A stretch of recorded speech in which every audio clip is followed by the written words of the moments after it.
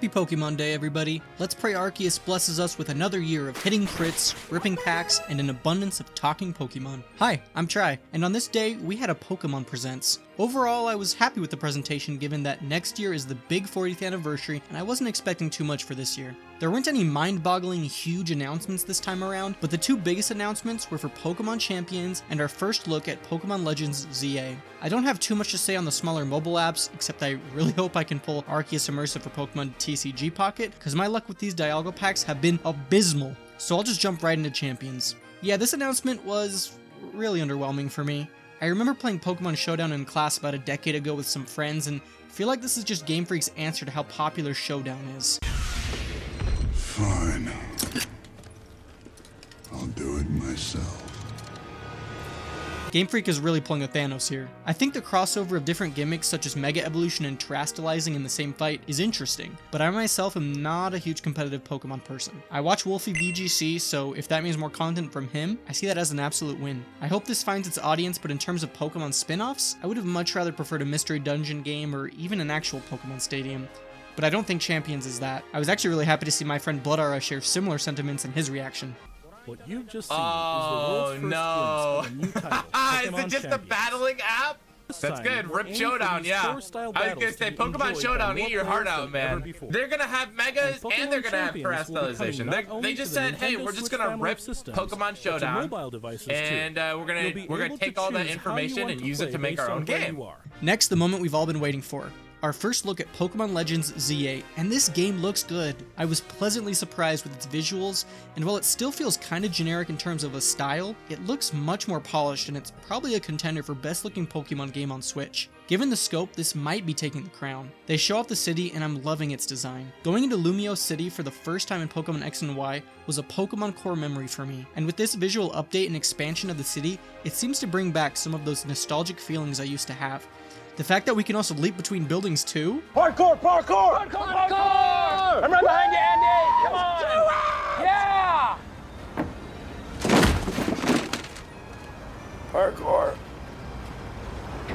I mean, come on, this is such a cool environment to be finding Pokemon in. I do have some concerns, however, with the wild areas. If it's all located within the city, are we going to be getting the same visual identity across the game? This is where I need Game Freak to pull through with their creativity. Pokemon Legends Arceus had a lot of variety in their zones, and I don't think we saw enough of the wild areas of this game to know if that variety will be present here. Cities are full of variety though, and maybe we could see wild areas like a greenhouse where predominantly grass Pokemon like to hang out. Maybe it's a cemetery where we can find ghost-type Pokemon. How about an under-construction amusement park? Since this game is about the reconstruction of Lumio City, I think there's some room for creativity here. I can just picture the Timber and Conkeldurs helping the Machokes and Geodudes with construction. Now for probably my favorite change I've seen, the new battle system. In my video I posted a few weeks back, I talked about how I love when Pokemon tries new things, and I want them to lean into experimentation with how Pokemon works and try to break some of its conventions. This new way to battle seems to be just that. It looks like a cross between Scarlet and Violet's auto battle system and Pokemon Rumble in a way.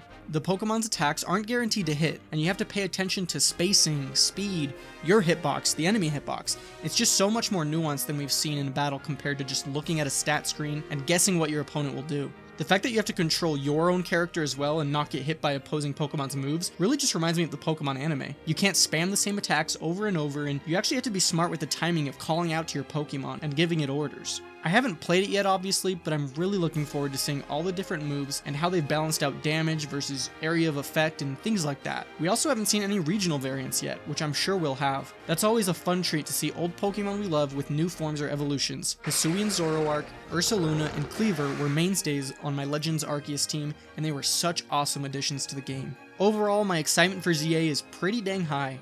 Legends Arceus took us by surprise, and I think they've had enough time to hone their craft in the Legends series a little bit and provide us with a unique Pokemon experience that will play wonderfully on our Switch 2s come this holiday.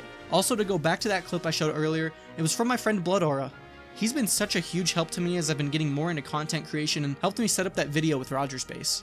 He and I are planning a Pokemon Soul Link challenge that will stream on his channel, so keep an eye out for that, and if you go over to his channel, leave a comment and tell him Tri sent you. Last video I was talking about how close I was to hitting 1,000 subscribers, and that video kinda popped off. Thank you so much for those that subscribed and those that have been with me since I started. I have some special things I'm cooking up, such as a UI redesign for the eShop that'll include a version 2 of my Switch home screen UI and a video about Hades and how it got me into roguelikes. Hit subscribe if that content interests you, leave a comment about your excitement for Pokemon, and hit that notification bell if you want to be alerted about when my content drops. Thanks for watching, and as always, Thank you for all your support!